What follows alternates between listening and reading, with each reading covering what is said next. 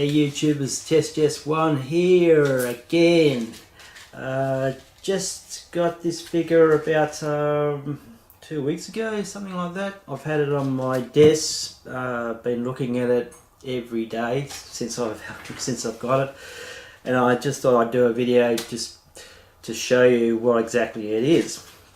And it's outside your normal 1/6 figure collectible.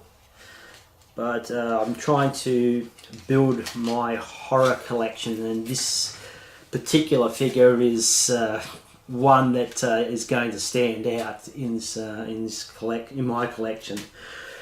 I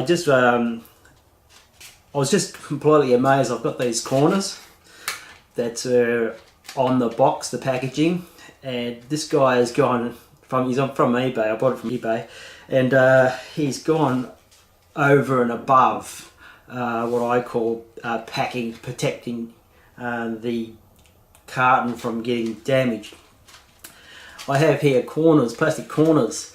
These were on the outside shipper box, which was bubble wrapped, and so it was so that had 8 corners. And when I opened the shipper box itself was in immaculate condition. When I opened the box, inside was more bubble wrapped with these corners sitting on this carton on the outside. I could not believe the detail what the seller had gone through to protect the box, and my hat goes off to you. Thank you very much.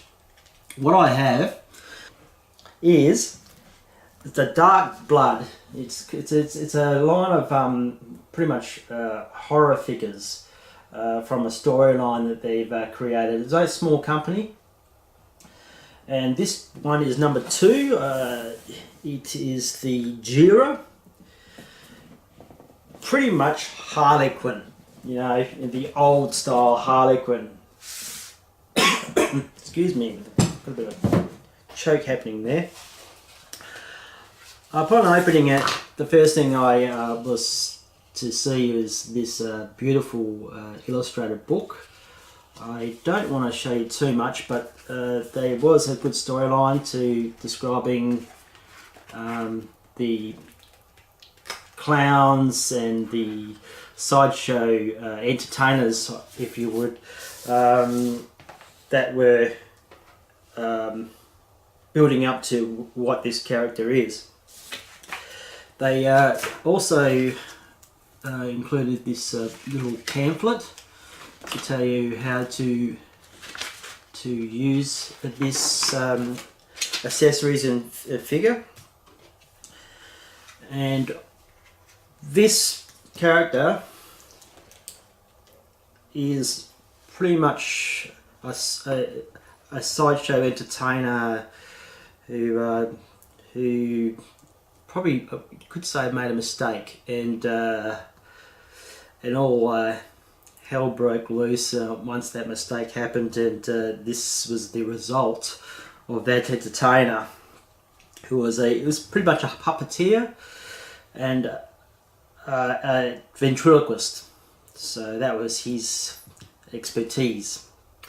But I don't want to say too much. If you're going to get the figure, if you can get the figure, get it. But I just want to show you the figure itself and what you get with it. Without any delays, I'm going to zoom up closer and show you what I got. I have to say, with this particular figure, I know there's one collectible YouTuber or ex-YouTuber that has got this figure, and I can see exactly why he's got this figure. It's there's no doubt in my mind that this would have to be probably up there in my top 5 figures because of the detail and workmanship that's been put into it. I'm just going to slightly rotate the head around so you can see the back. There's skulls line through all the outfit, pretty much everywhere. I have there's skulls on the end of his hat. There's skulls around the frills of his neck, or the ruff of his neck, or whatever you want to call it. There are also signs of, because a lot of the storyline is based around the skulls, in which when he was going through the transformation of becoming what he is, the skulls were the main part of the storyline.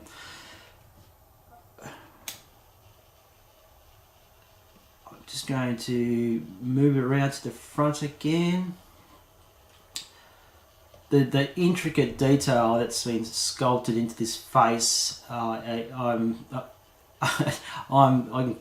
flabbergasted by the workmanship. Also, with this sculpt is another feature which is really good. The head comes off, and underneath there's a little switch, so you can switch it, or, no, sorry, push it. And if you can see carefully, these also articulate too. You can move them forward, back, whatever you want to do. You can see the green eyes. Focus.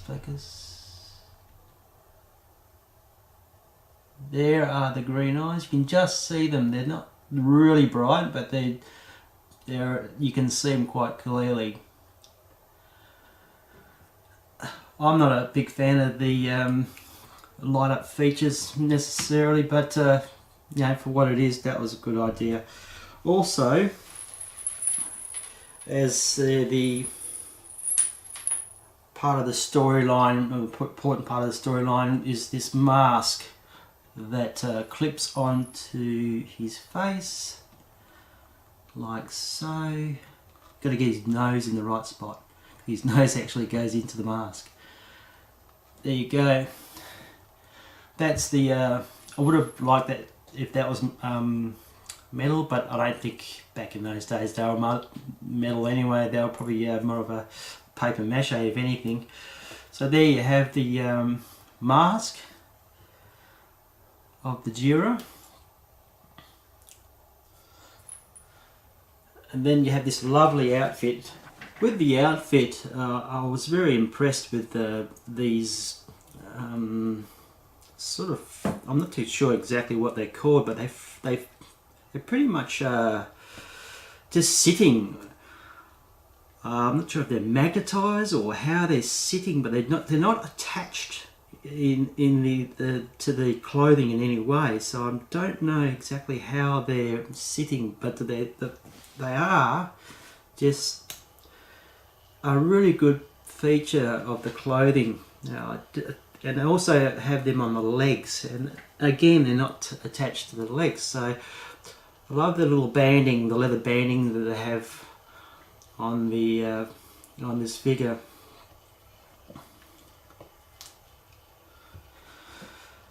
Okay, again the detail in the outfit, I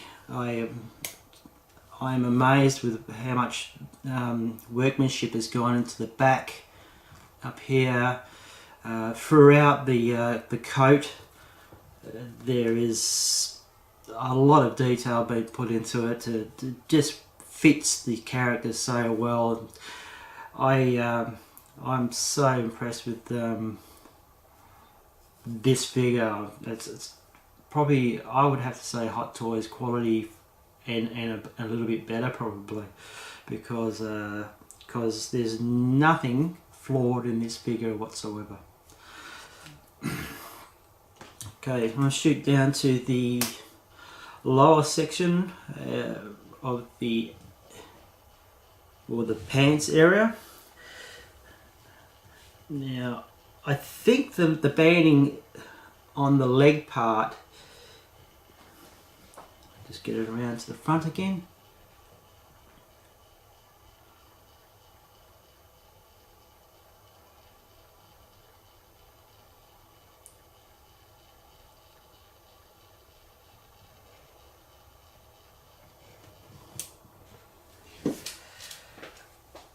also the gauntlets. He's got like a sort of like, you've got a gauntlet on one arm and sort of like a wristband on the other.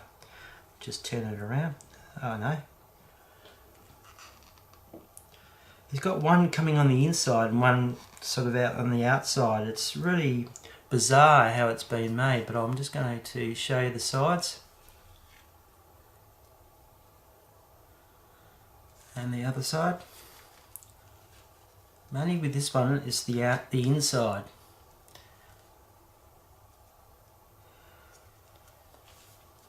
The hands.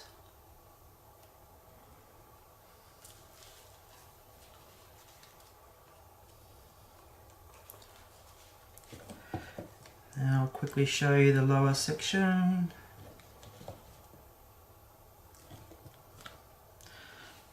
With the lower section, his tails are wired, and it's got this sort of weathered leather sort of look to it. With at the end of it, they have the skulls again. And the costume, he's got like a bodysuit underneath. It's just this which covers the legs and the arms, and it's got this sort of stripes throughout, so it's really effective with the outfit. The shoes, like I said before, the detailing that has gone into this Harlequin, well, I'm going to call it a Harlequin because it is a Harlequin, is completely mind-blowing. It's the figure itself is quite sturdy, it's quite solid, very poseable, easy poseable. So it really is a really good horror piece as such. Now I'm going to zoom back, and I'm just going to show you the accessories that come with this, and that is going to blow your mind as well. This little like robe. It's got bells on the end of it. Metal. That's the metal bells you can hear. This placed on looks crazy cool. So that's a lovely, lovely accessory feature. You also have this, because he was a puppeteer, you get this really had problem focusing, so I'm just going to display it on my desk here. Okay, the hand is also, I've left the hands on the accessories because it is quite fiddly and hard to detach, so I've just left it on the accessory parts. Now this is the puppet. It looks almost wood, but it's not, it's plastic. That is the face of the circus that he was in.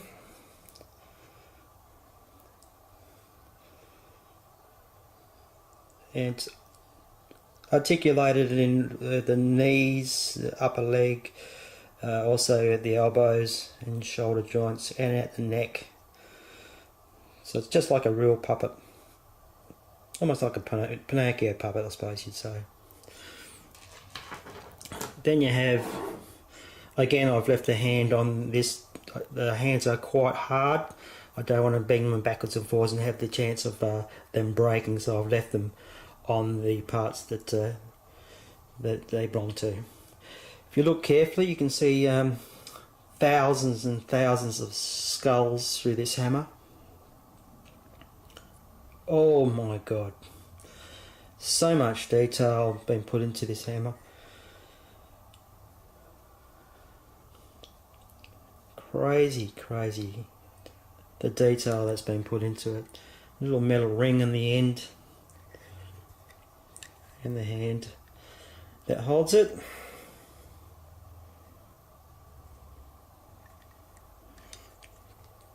Okay, and then I'll just pop it off. You get this really cool unicycle.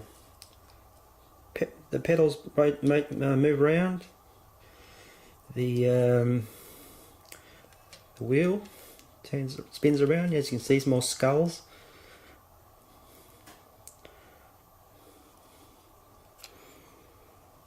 Almost like a spinal cord, the shaft that the seat's connected to, and some leather and metal bindings to the seat.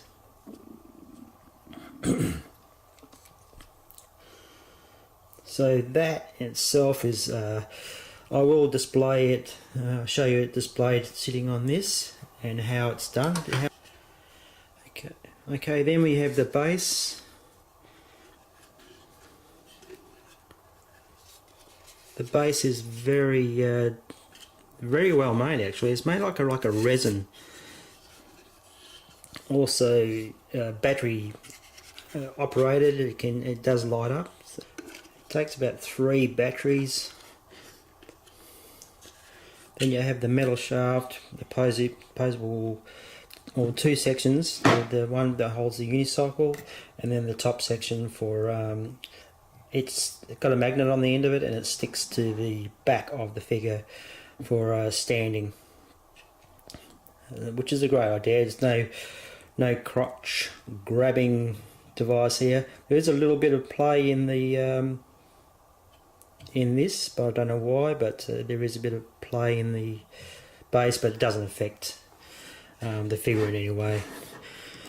Okay, then I suppose you want to see what we have is the light up feature. A remote control device, batteries were already in it. It pretty much just turns off and on, and you also can brighten it or make it dimmer.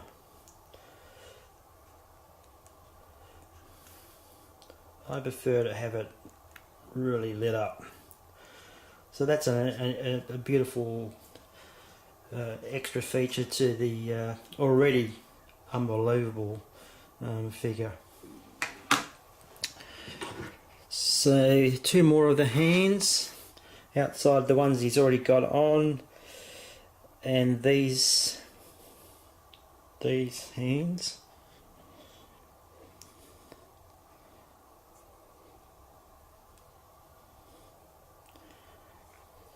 So a total of 6 hands he has.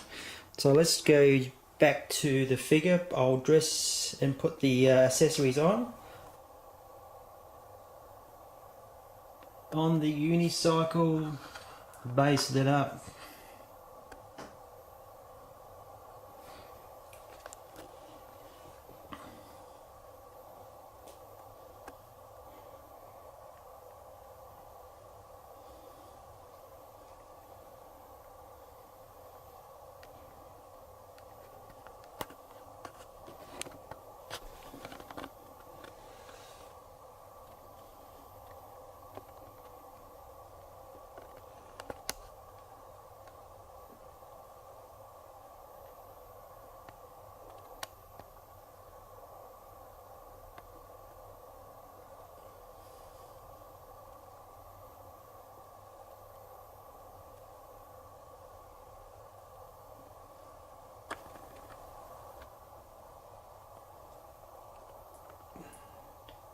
Okay, unmasked with eyes on, you can just sort of see it holding hammer.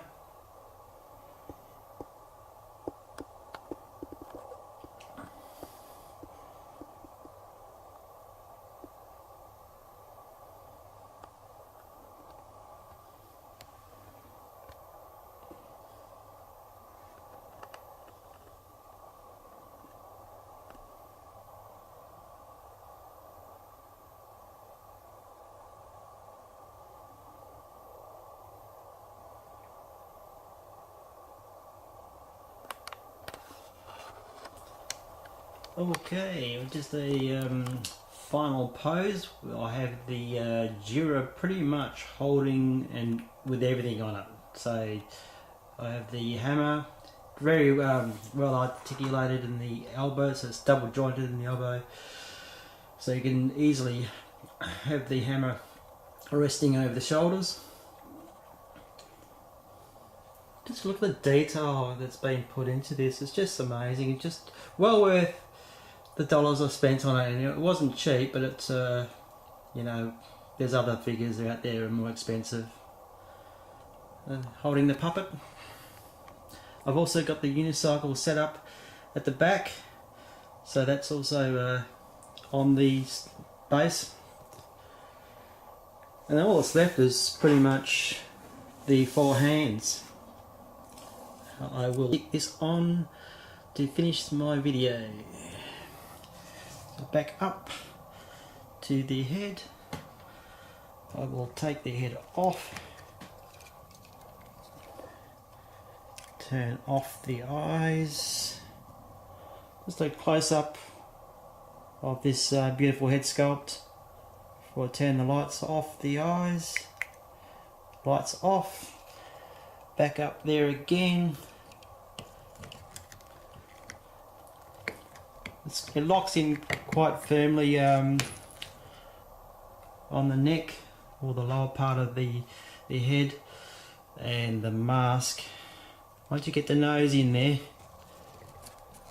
clicks on quite firmly, doesn't fall off. So there you have it. That's just to make it so much more evil with that mask on. But it's scary enough as with the skull, but that just really tops it. So there you have it.